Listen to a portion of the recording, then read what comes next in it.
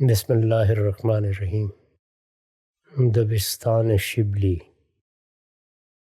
ہلکا گرد منزنی دے پیکران آب و گل، آتش در سینہ دارم از نیاگان شما۔ رات کے پچھلے پہر اپنی مطالعے کی میز پر بیٹھا ہوں۔ آلہ تکیف نے کمرے کی ساری گرمی باہر پھینک دی ہے، لیکن سینے کی آتش پر اس کا زور کیا چلتا۔ اس کی انگیٹھی برسوں سے سلگ رہی ہے۔ میں نے بارہا چاہا کہ اس کی کچھ چنگاریاں ادھر ادھر بجھی ہوئی راکھ میں بھی ڈال دوں تو شاید قرار آ جائے، لیکن اس سے تپے شعلہ کیا کم ہو جائے گی؟ غزل زدم کے شاید بنوا قرارم آید، تپے شعلہ کم نہ گردد ز گذشتن شرارہ۔ تاہم آج یہ چنگاریاں خود بیتاب ہیں کہ اس آگ کا پتہ دوسروں کو بھی دے۔ بھی کشت شعلہ سرے از دل صد پارہ ما، جوش آتش بود امروز بفوارہ ما۔ 1857 جہاں ہماری تاریخ کا وہ سال ہے جس میں ہمارے اقبال کا آفتاب بر صغیر میں غروب ہوا، وہاں ایک دوسرا آفتاب اس سال میں مطلع امت پر طلوع بھی ہوا۔ یہ مولانا شبلی کا سال پیدائش ہے۔ سید سلیمان ندوی کے بقول وہ ہنگامہ مشرق میں پیدا ہوئے اور 1914 کے ہنگامہ مغرب میں دنیا سے رخصت ہو گئے۔ یہ انہی کا دور ہے جس میں مغربی تہذیب سے ہمارا پہلا تعارف ہوا، اور اس کے نتیجے میں یہ امت دو گروہوں میں بٹ گئی۔ ان میں سے ایک گروہ اس بات پر مصر ہوا کہ نہ دین کو خاص اپنے مکتب فکر کے اصول و مبادی اور اپنے اکابر کی رائوں سے بالاتر ہو کر براہ راست قرآن و سنت سے سمجھنا ممکن ہے، اور نہ مغربی تہذیب اور اس کے علوم اس کے مستحق ہیں کہ وہ کسی پہلو سے اہل دین کی نظروں میں ٹھہرے۔ اس گروہ کے بڑوں میں قاسم نانوتوی، رشید احمد گنگوہی، محمود الحسن دیوبندی، انور شاہ کاشمیری، حسین احمد مدنی، اشرف علی تھانوی اور شبیر احمد عثمانی کے نام بہت نمایاں ہیں۔ دوسرا گروہ ان لوگوں کا تھا جن کے نزدیک حق و باطل کا معیار یہی تہذیب اور اس کے علوم قرار پائے۔ ان کا سرخیل وہی بڈھا تھا جس کے بارے میں خود شبلی نے کہا تھا، پیری سے کمر میں ایک ذرا خم، توقیر کی صورت مجسم۔ شبلی ان دونوں کے مقابلے میں ایک تیسری جماعت کے بانی ہوئے۔ اس جماعت کے بنیادی اصول دو تھے۔ ایک یہ کہ ہمارے لیے ترقی یہی ہے کہ ہم پیچھے ہٹتے چلے جائیں یہاں تک کہ اس دور میں پہنچ جائیں جب قرآن اتر رہا تھا اور جب خدا کا آخری پیغمبر خود انسانوں سے مخاطب تھا۔ اور دوسرے یہ کہ یہ خود قدیم کی ضرورت ہے کہ ہم جدید سے بھی اسی طرح آشنا رہیں جس طرح قدیم سے ہماری شناسائی ہے۔ سید سلیمان ندوی، ابوالکلام آزاد، ابوالعلا مودودی، حمید الدین فراہی، امین احسن اصلاحی، یہ سب اسی جماعت کے اکابر ہیں۔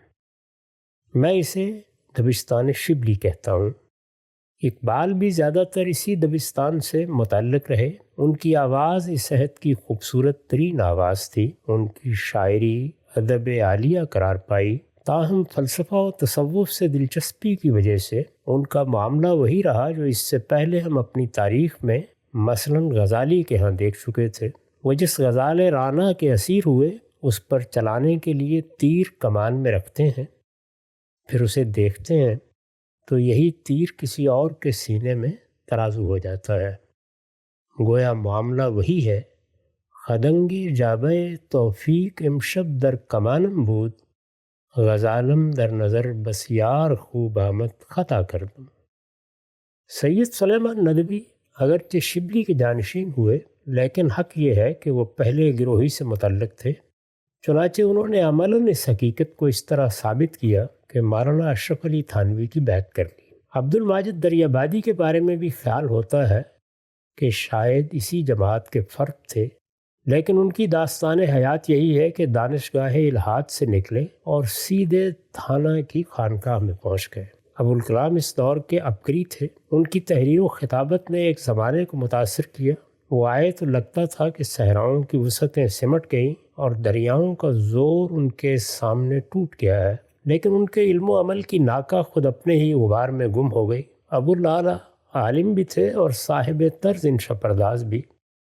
ان کے حسن طبیعت میں حسن فطرت کی جھلک تھی۔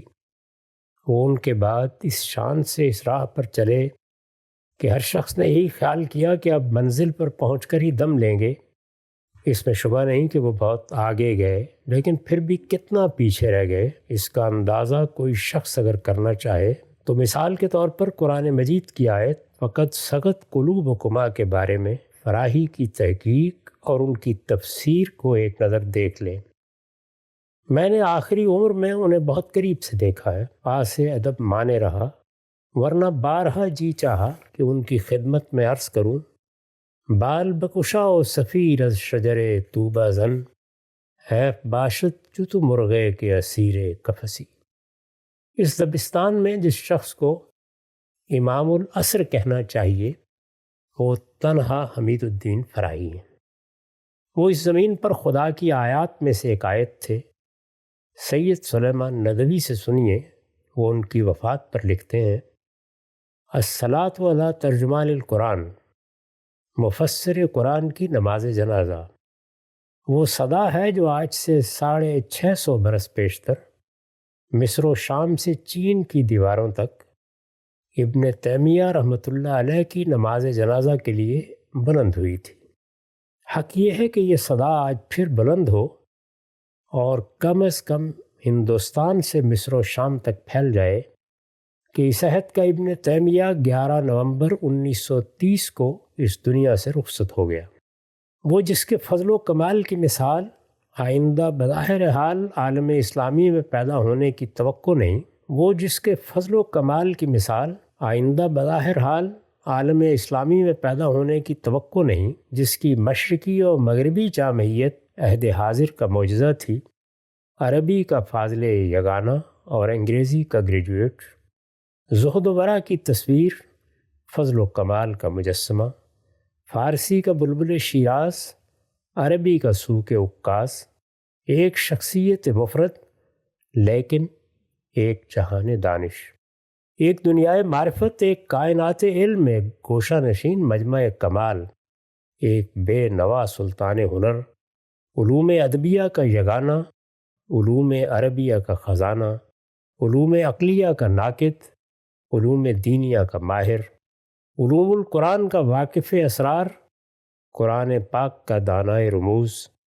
دنیا کی دولت سے بے نیاز، اہل دنیا سے مستغنی، انسانوں کے رد و قبول اور عالم کی داد و تحسین سے بے پرواہ، گوشہ علم کا معتکف اور اپنی دنیا کا آپ بادشاہ، وہ ہستی جو 30 برس کامل قرآن پاک اور صرف قرآن پاک کے فہم و تدبر اور درس و تعلیم میں محو ہر شے سے بیگانہ اور شغل سے ناآشنا تھی۔ افسوس کہ ان کا علم ان کے سینے سے سفینے میں بہت کم منتقل ہو سکا۔ مسودات کا دفتر چھوڑا ہے، مگر افسوس کہ اس کے چھپنے اور ربط و نظام دینے کا دماغ اب کہاں۔ جو چند رسالے چھپے وہ عربی میں ہیں، جن کے عوام کیا علماء تک ناقدر شناس ہیں۔